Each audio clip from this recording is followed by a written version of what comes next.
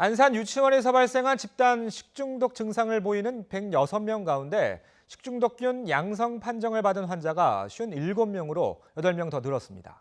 질병관리본부와 교육부 등은 오후에 안산보건소에서 대책회의를 열기로 했습니다. 취재기자 연결해서 자세한 내용 알아보겠습니다. 김대현 기자. 네, 사회부입니다. 자, 이 상황이 더 심각해지고 있는 것 같은데 환자 수부터 정리해보죠. 네, 안산 유치원에서 식중독 증상이 나타난 원생과 가족은 지금까지 최소 106명입니다. 이 가운데 장출혈성 대장균 검사에서 양성 반응을 보인 사례는 어제보다 8명 늘어 모두 57명입니다. 용혈성 요독 증후군, 이른바 햄버거병 증상을 보이는 아이들은 15명이고 4명은 투석 치료를 받고 있습니다. 검사 대상자는 원생과 가족, 교직원 등 모두 301명인데요. 54명은 아직 검사 결과를 기다리고 있습니다. 이 유치원에서 식중독 증상이 처음 나타난 건 지난 12일, 벌써 2주 넘게 지났는데도 감염원은 아직 밝혀지지 않았습니다. 정부는 뒤늦게 대책 마련에 나섰습니다. 교육부는 오늘 오후 3시 안산 상록보건소에서 질병관리본부와 식약처, 경기도 등과 함께 대책회의를 가질 예정입니다. 원인 규명이 왜 되지 않는 건지, 30일까지인 유치원 폐쇄 기간을 더 늘릴 건지 등을 논의할 방침입니다. 어제 구성된 정부 차원의 대책반도 집단 급식소가 설치된 전국의 모든 유치원 4천여 곳을 전수 점검하기로 했습니다. 자, 원생 부모들도 어제 모여서 대책회의를 열었다고 하는데 어떤 이야기들이 오갔습니까?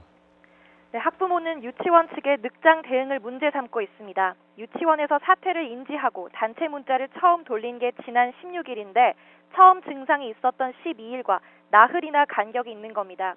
어제 저녁 피해 원생 부모 10여 명은 법적 대응 방안을 검토하고 있다고 밝혔습니다.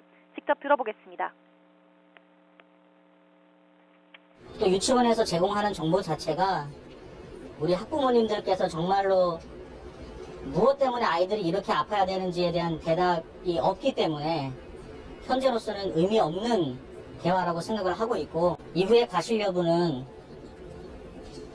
법리적으로 검토될 수 있도록 우리 학부모님들께서 조치를 취할 예정입니다.